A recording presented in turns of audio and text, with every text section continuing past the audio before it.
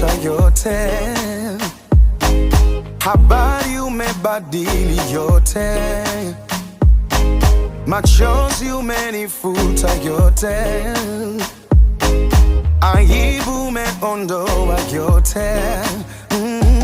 Umeniita mwana niliyekuwa mtumwa, umenisimamisha katika wingi wa